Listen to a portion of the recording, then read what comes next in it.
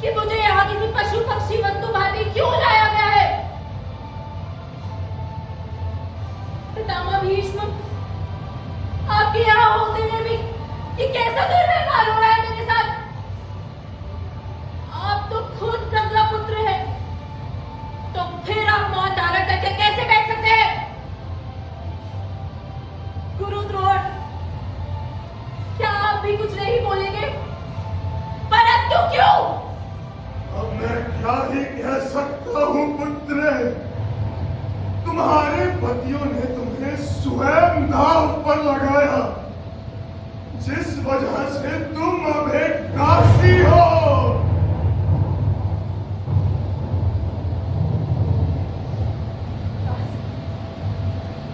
दासी हूं मैं, दासी हूं मैं। अग्नि से जन्मी महाराजा द्रुपद की पुत्री हूं मैं। इस राजघराने की कुलवधू हूं, आपकी बहू हूं।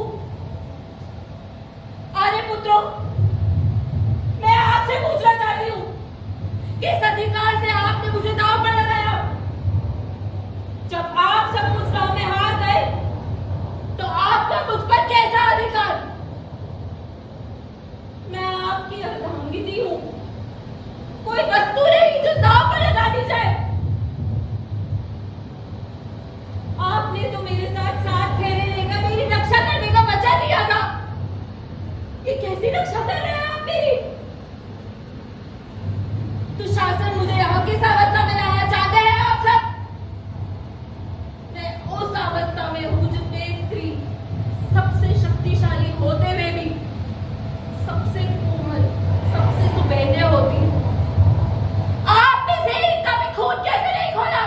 खून कैसे खोलेगा? नपुंसक है तुम्हारे पति।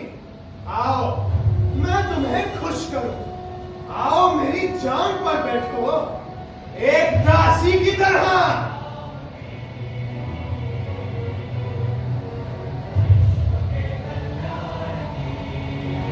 दुर्योधन, इतना घमंड, इतना गुरूर, तुमसे तो उम्मीद भी क्या की जा सकती है? अपनी मां समान भाभी को जांग पर बैठने का आमंत्रण दे रहे हो। जिस जांग पर आज बैठने का आमंत्रण दे रहे हो मुझे, कल वही जांग कहीं तुम्हारी मृत्यु का कारण न बन जाए, इसलिए संभाल कर रखो अपनी ये जांग। इस सभा में सब मौन है, क्योंकि सबका एक धर्म है जिसकी वजह से वे अनुकूलता नहीं रोक सकते। सब अपना धर्म निभा रहे हैं, उसकी सुरक्षा, उसका पालन कर रहे हैं।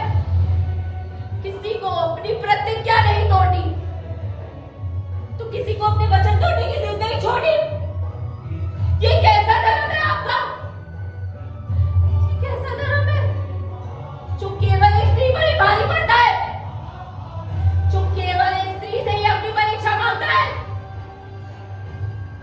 क्या भूल है मेरी, क्या भूल है मेरी, जो आम आदमियों की गुटबाजियों में आज मेरे सम्मान पर हाथ उठाया गया है? 5-5 पुरुषों के साथ संबंध रखने वाली महिला एक वैश्य होती है, और इस सभा को धर्म का ज्ञान एक वैश्य ना ही दे तो ही बेहतर है। खामोश हो जाओ तुम।